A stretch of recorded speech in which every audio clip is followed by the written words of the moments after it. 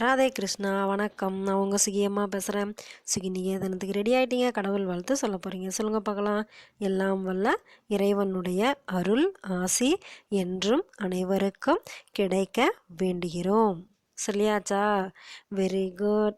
இன்றைக்கி கிறிஸ்மஸும் இருக்குது, வைகுண்ட ஏகாதசி இருக்குது. அதனால் நம்ம இன்றைக்கி கொஞ்சம் சீக்கிரமாக பார்க்கலாம். சரியா? சரி, இன்றைக்கி திருப்பாவை எத்தனாவது பாட்டு பார்க்கணும்? 10வது பாட்டு பார்க்கணும். 10வது பாட்டு என்னன்னு பார்த்துடலாமா? நூற்று ஸ்வர்க்கம் புகுகின்ற அம்மனாய் மாற்றமும் தாராரோ வாசல் திறவாதார் நாற்றம் துளாய்முடி நாராயணன் நம்மால் போற்ற பறை தரும் புண்ணியனால் பண்டொரு நாள் கூற்றத்தின் வாய்வீழ்ந்த கும்பகர்ணனும் தோற்றும் உனக்கே பெருந்துயில்தான் தந்தானோ ஆற்ற அனந்தலுடையாய் அருங்கலமே தேற்றமாய் திரவேலோ ரெம்பவாய். இன்னைக்கு என்ன சொல்கிறாங்க? அப்படியே இந்த ஏகாதசி விரதம் இருந்து சொர்க்கத்துக்கே போகிற அம்மையே, சீக்கிரம் இந்த வாயில் கதவை நீ திறக்கலனா கூட பரவாயில்ல, பதில் கூட சொல்லாமல் அப்படியே தூங்கிக்கிட்டே இருக்கியே. துளசி மாலையை அணைஞ்சிருக்கிற நம்ம நாராயணன் என்ன பண்ணுறாரு? நம்ம விரதத்துக்கு பரிசாக நம்மளுக்கு பேரின்பத்தையே கொடுக்குறாரு. உனக்கு ஒரு விஷயம் தெரியுமா? ராமர் ஒரு தடவை போருக்கு போகும்போது ராவணனோட தம்பி கும்பகர்ணன் தூங்கினதுனால தோற்று போயிட்டாராம். அதே மாதிரியே நீயும் என்ன பண்ணிட்டு இருக்க? அவனுக்கே போட்டியாக வந்துடுவ போல இருக்கே, அந்த அளவுக்கு தூங்கிட்டு இருக்க நீயே. இந்த பாரு, நல்ல நல்ல நகையெல்லாம் போட்டுட்ருக்க, சீக்கிரம் கதவை தர, நம்ம போய் அந்த பெருமாளை கும்பலாம் அப்படின்னு சொல்லி கூப்பிட்றாங்க. சரியா? அடுத்தது என்ன பார்க்கணும்? திருவெம்பாவை 10வது பாட்டு பார்க்கணும். 10வது பாட்டு பார்த்தரலாமா? பாதாளம் ஏழினும் கீழ் சொற்கழிவு பாதமலர் போதார் புனைமுடியும் எல்லா பொருள் முடிவே பேதை ஒருபால் திருமேனி ஒன்றல்லன் வேத முதல் விண்ணோரும் மண்ணும் துதித்தாலும் ஓத உளவா ஒரு தோழன் தொண்டருளன் கோதில் குலத்தரன்றன் கோயிற் பினாப்பிள்ளைகால் ஏதவன் ஊர் ஏதவன் பேர் ஆர் உற்றார் ஆர் அயலார் ஏதவனை பாடும் பரிசேலோர் எம்பாவாய். இங்கே என்ன சொல்லியிருக்காங்க? சிவபெருமான் கோயிலை சார்ந்து வாழ்கிற குற்றமில்லாத பெண்களே, நீங்களாம் கோயிலில் வேலை செஞ்சிட்ருக்காங்களே, அவங்களெல்லாம் என்ன சொல்கிறாங்க? இந்த பாதாளம் இருக்குல்ல, அதாவது பூமிக்கு அடியில் இருக்கிறதுக்கு பேர் பாதாளம். அந்த பாதாள உலகம் கூட எவ்வளோ தூரம் அதோட எல்லையை கூட கண்டுபிடிச்சிடலாமா. ஆனால் சிவபெருமானோட திருவடியை கண்டுபிடிக்கவே முடியாதாம். அவ்வளோ அவ்வளோ உயர்ந்தவராம் சிவபெருமான். அதே மாதிரி அவருடைய தலைமுடியும் எப்படி? தலைமுடிங்கிறது திருமுடி அப்படின்னு சொல்லணும். உங்களுக்கு தெரியறதுக்காக தலைமுடி அப்படின்னு சொல்லியிருக்கேன். தெரியுதா? நிறையா மலர்களை சூடியிருக்கா. அவருடைய திருமுடி எப்படி யாருனாலையுமே கண்டுபிடிக்க முடியாதாம். அவ்வளோ உயர்ந்தவரான சிவபெருமான் என்ன பண்ணியிருக்காரு? அவருடைய உடம்புல பாதியை நம்ம உமையம்மை பார்வதிக்கு கொடுத்துருக்காரு. பார்வதிக்கு கொடுத்து 2 பேரும் ஒரே உருவமாக நம்மளுக்கு காட்சி கொடுக்குறாங்க. அது இல்லாத வேதங்களுக்கெல்லாம் முதல்வன் யார்? நம்ம சிவபெருமான். விண்ணில் இருக்கிறவங்களும் சரி, மண்ணகத்தில் இருக்கிறவங்களும் சரி, எல்லாருமே அவரை வணங்கிட்டு இருக்கிறாங்க. அவருடைய புகழ் எங்கே எல்லா இடத்துலையும் நிறைஞ்சிருக்கு. அவருக்கு எந்த ஊர், என்ன பேர், அவருக்கு உறவினர்கள் யார், அவருக்கு அயலார் யார் அப்படின்னு சொல்லி எந்த தன்மையும் இல்லாமல் அவரை பாடுறதுக்காக சீக்கிரம் எந்திரிச்சு வா அப்படின்னு சொல்லி கூப்பிட்றாங்க. சரியா? இன்றைக்கி என்ன பார்த்தோம்? திருப்பாவை 10வது பாட்டும் திருவெம்பாவை 10வது பாட்டும் பார்த்தாச்சு. அப்புறம் இன்றைக்கி வேற என்ன விசேஷம்? இன்றைக்கி வைகுண்ட ஏகாதசி. ஏற்கனவே உங்களுக்கு நான் இந்த ஏகாதசி எப்படி வந்தது அப்படின்னு சொல்லியிருக்கேன். ஞாபகம் இருக்கா? எப்படி வந்தது? உங்களுக்கு எவ்வளோ ஞாபகம் இருக்குன்னு பார்க்குறேன். சொல்லுங்கள் பார்க்கலாம். யாரோ ஒரு அசுரனை பெருமாள் கொன்னுட்டாரு, அதனால் இந்த ஏகாதசி வந்தது. ஆமாம் தானே? Very good. முரண் அப்படிங்கிற அசுரன் கூட 1000 ஆண்டுகள் நம்ம பெருமாள் போர் பண்ணாராம். அவர் போர் பண்ணிகிட்டு இருக்கும்போது ரொம்ப களைச்சி போய் ஒரு நாள் தூங்கிட்டு இருந்தாராம். அவர் தூங்கிட்டு இருக்கும்போது அந்த முரண்கிற அசுரன் என்ன பண்ணான்? நம்ம பெருமாளை கொல்றதுக்காக வந்தாராம். அப்போ அவருடைய அந்த திருமேனியிலேருந்து ஒரு பெண் உருவம் வந்துச்சான். பெண் உருவம் உடனே அந்த அசுரனை அப்படியே எரித்து சாம்பல் ஆக்கிடுச்சான். உடனே பெருமாள் என்ன பண்ணார்? அது எல்லாம் அவருக்கு தெரியும்.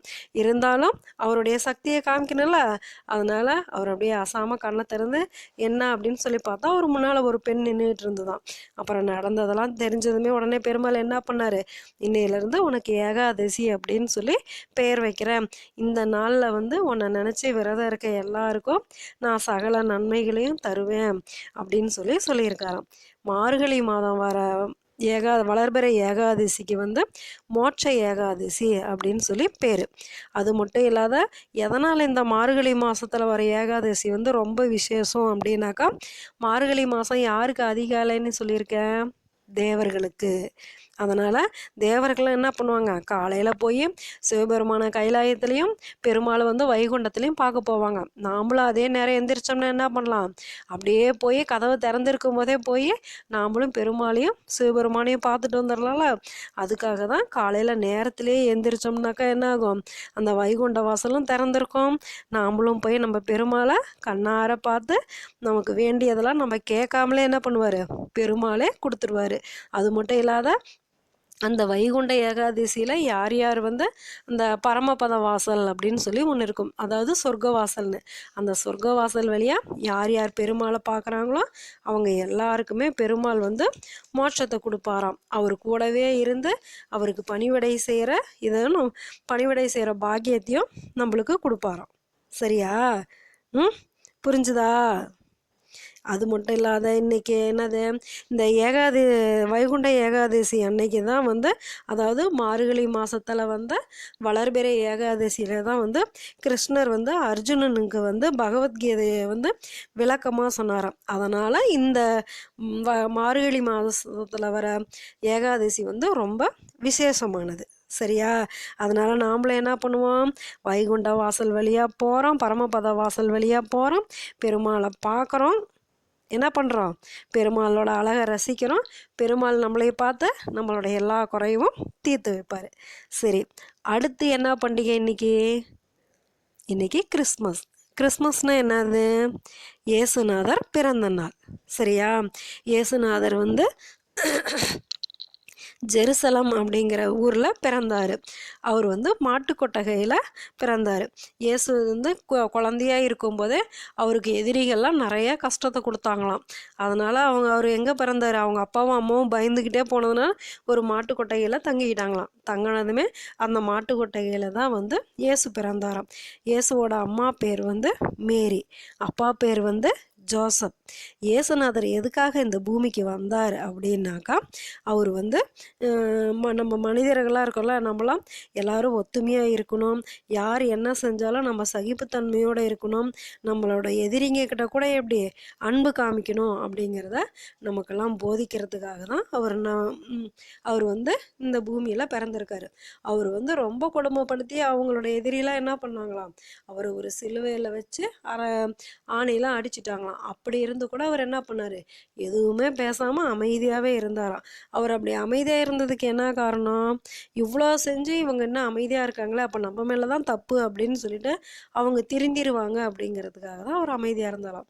அதனால் நாமளும் என்ன பண்ணணும், எல்லாரு கூடயும் ஒத்துமையாக இருக்கணும், சகிப்புத்தன்மையோடு இருக்கணும், அப்புறம் எதிரிகளிடம் கூட எப்படி இருக்கணும், அன்பாக இருக்கணும். சரியா?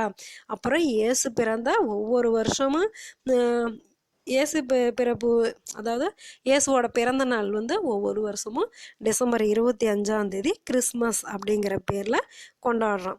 அவர் சிலுவையில் அறையப்பட்ட நாள் வந்து புனித வெள்ளியாக கொண்டாடுறாங்க. அது மட்டும் இல்லாத அவர் உயிர் தெழுந்த 3வது நாள், அதாவது சிலுவையில் அரைஞ்சதுலேருந்து 3வது நாள் வந்து உயிர்ப்பு பெருவிழா அப்படின்னு சொல்லி கொண்டாடுறாங்க. ஏசப்பாட்ட நம்ம என்ன வேண்டிக்கலாம், எங்களுக்கும் உங்களையும் மாதிரியே கருணையாக எல்லாருக்கிட்டையும் கருணையாக இருக்கிற மனசை கொடுங்க அப்படின்னு சொல்லி வேண்டிக்கலாம். சரியா? நாராயண ஹரி நாராயண ஹரி நாராயண ஹரி நாராயண நாராயண ஹரி நாராயண ஹரி நாராயண ஹரி நாராயண. ஓகே, இன்னைக்கு கோலம் அனுப்புனவங்க சாரதா தேவி, அவங்களுக்கும் நம்மளுடைய நன்றியை சொல்லிடலாம். எல்லாருக்கும் இனிய கிறிஸ்மஸ் தின நல்வாழ்த்துக்கள். இனிய வைகுண்ட ஏகாதசி தின நல்வாழ்த்துக்கள். எல்லாரும் ஏகாதசி அன்னைக்கு கண் முழிச்சு அந்த பெருமாளோட அருள் எல்லாருக்கும் கிடைக்கணும் அப்படின்னு சொல்லி வேண்டிக்கிறோம். சரியா? ஓகே, பாய். ராதே கிருஷ்ணா.